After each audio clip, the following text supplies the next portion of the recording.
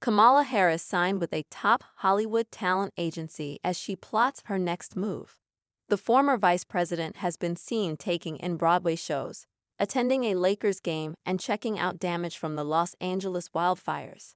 Now she signed on with Creative Artists Agency, which represents top Hollywood stars like Beyoncé, Morgan Freeman, Glenn Powell, and Nicole Kidman. She also joins former President Joe Biden, who signed with the agency last month. Her agents will focus on getting her speaking gigs and publishing opportunities. CAA will work closely with Harris on her post-White House initiatives, creating strategic opportunities that expand her platform in support of the issues she has championed throughout decades-long career in public service, the agency said. Harris is weighing her next career move, which include a possible run for governor of California next year. CAA heads Richard Lovett, Ryan Lord, and Kevin Huvane are prominent Democratic fundraisers. The agency represented Harris before she became vice president.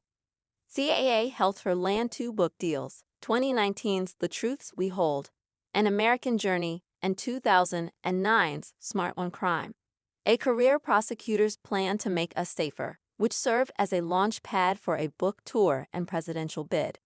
For her next career move, Harris also is considering a 2028 White House bid or a role outside of elective office, a person with knowledge of her deliberations told the New York Times.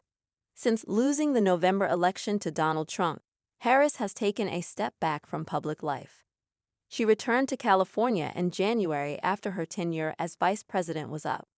She has made a few appearances. She met with evacuees at a Red Cross shelter and toured wildfire damage in Pacific Palisades, and she attended a LA Lakers and Golden State Warriors basketball game with husband Doug.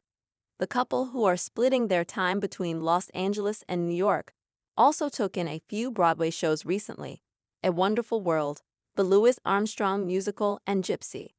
During her visit to wildfire areas, reporters in Los Angeles asked her if she was running for governor of the state. "I am here and would be here, regardless of the office I hold, because it is the right thing to do," she replied. "I have been home for 2 weeks and 3 days. My plans are to be in touch with my community, to be in touch with the leaders and figure out what I can do to support them," she noted. The Democratic field is frozen, waiting for her to decide. Current Democratic Gov. Gavin Newsom is term limited.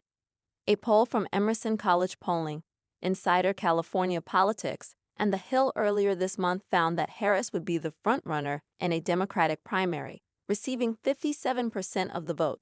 In her November 6 concession speech, Harris signaled she would stay in the public eye. "This is not a time to throw up our hands. This is a time to roll up our sleeves," she said. "This is a time to organize, to mobilize, and to stay engaged for the sake of freedom and justice, and the future that we all know we can build together." Some Republicans are chomping at the bit to take her on. Richard Grenell, Trump's special missions envoy and interim executive director of the Kennedy Center, said he would challenge her for governor. "If Kamala Harris runs for governor, I believe that she has such baggage and hundreds of millions of dollars in educating the voters of how terrible she is, that it's a new day in California, and that the Republican actually has a shot," Grenell told reporters earlier this month. "And I wouldn't say no." Meanwhile, Harris will soon be honored with the Chairman's Award at the NAACP Image Awards later this month. It's given to individuals who excel in public service and leverage their unique platforms to ignite and drive meaningful change.